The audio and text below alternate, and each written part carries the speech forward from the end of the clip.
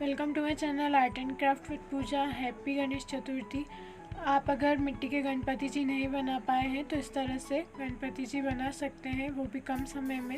यहाँ मैंने आटे में हल्दी और green, pink, orange food colour मिलाकर आटे को गूंद लिया है। अब जो है हम गणपति जी बनाना स्टार्ट करते हैं। इस तरह से देखिए, आप पूरी वीडियो देखिएगा ताकि आपको पूरी वीडियो अच्छी तरह से समझ में आए और आप इजीली आपके घर पर गणपति जी बना पाए।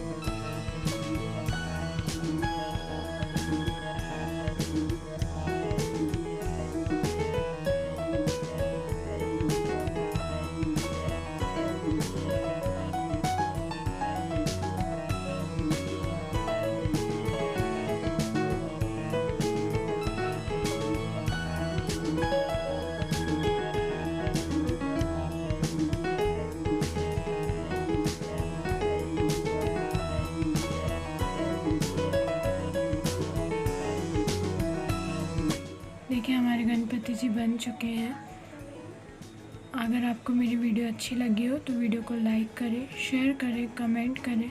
अगर आप मेरे चैनल पर नए हैं तो चैनल को सब्सक्राइब करें और बेल आइकन दबाना ना भूलें ताकि आपको आने वाली नोटिफिकेशन मिल सके।